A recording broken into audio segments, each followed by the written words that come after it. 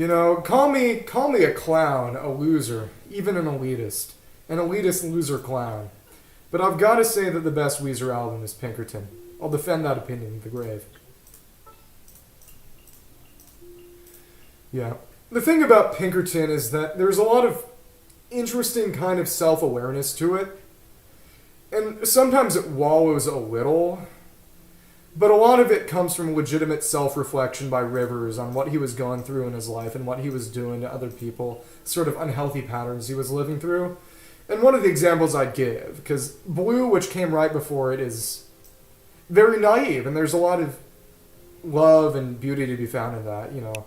Only in Dreams is inherently a very naive song. It's about going for an idealized version of romance and still holding on to it literally in your dreams when it doesn't work out in real life. Even though you could say that's objectively unhealthy, and frankly it is objectively unhealthy, there's a certain beauty in that youthful naivete. But when you get to Pinkerton, basically that childish dream just dies. In a certain kind of way. And the big example is that on Blue, Weezer's first album, there's a song called No One Else.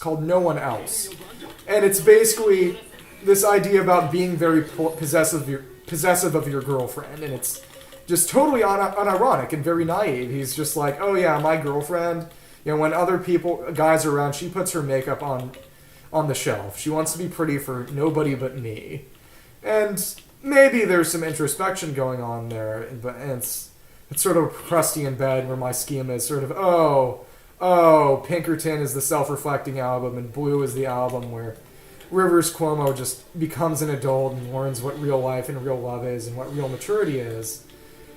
But and to be fair, a lot of this is just because literalgenius.com has a comparison between these two specific songs, but with No One Else on Blue, on Pinkerton, you have a very similarly named song called No Other One. And No Other One is just this unabashed banger rock song, and it goes really hard and has a bunch of energy, but the lyrics are really melancholic. It's about an explicitly toxic relationship that you can't get out of due to desperation and fear of being alone. Yeah. No, there is no other one. No, there is no other one. I can't have any other one, though I never could with one. Essentially, he just doesn't want to be alone, and a lot of the other lyrics deal with that. And it's a very similarly named song to a song that was, you know, arguably a toxic, maybe misogynistic idea of romance. But this is Rivers saying, you know what? I have problems. One of my problems is that I endure toxic behavior and act toxic myself. I get into relationships that are bad for everyone involved because I'm more afraid of being alone than I am of doing the wrong thing. And there's a bit of naivete on Pinkerton, but a lot of it, in my opinion, is essentially a joke that Rivers is playing on himself, that he's laughing